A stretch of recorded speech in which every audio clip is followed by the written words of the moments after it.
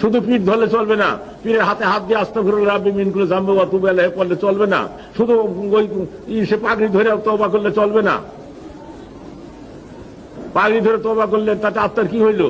মান আরাফা নাফসাহু ফাকাদ, নিজেকে আগে নিজে চিনালন, তবে সে আল্লাহকে আপনি চিনতে পারবেন, তবে সে দিলের কালিমা থেকে আপনি বাঁচতে পারবেন।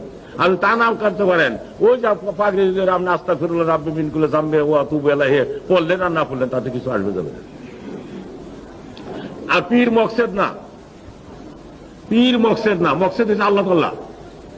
যেমন আমাদের ছেলের রোগ হইলে আপনাকে ডাক্তার ডাকতে হয়, সেই ডাক্তার ওষুধে যদি ছেলের কোনো উপকার না হয় অন্য ডাক্তার আপনার ডেকে থাকেন। সেই রকম ক্ষুধা প্রাপ্তির পথে উসিলা হলো মুর্শিদে কামেল, তার দ্বারা যদি ক্ষুধা প্রাপ্তি তথ্য হাসিল না হয় অন্য মুর্শিদের কাছে অবশ্যই আপনাকে যাইতে হবে, যেহেতু মকসেদ হয়েছে আল্লাহ তাআলা, মকসেদ পীর না।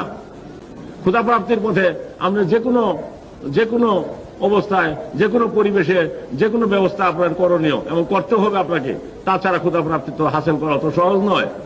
যাকে দেখবেন না, শুনবেন না, বুঝবেন না, ধরা ছোঁয়ার বাহিরে তাকে ধরতে হবে, অচিনাকে চিনতে হবে আপনাকে। এই অচিনাকে চিনার পথে কত রকম ভেজাল যে আছে তার কোনো সীমা নাই। সেই জন্য মৌলানা রুমি বলতেছেন, স্পষ্ট ভাষায় বলতেছেন, যার তার হাতে হাত দিও না, মানবরূপী বহু ধোঁকাবাজ আছে যা তোমাদেরকে অন্য পথে চালিত করবে।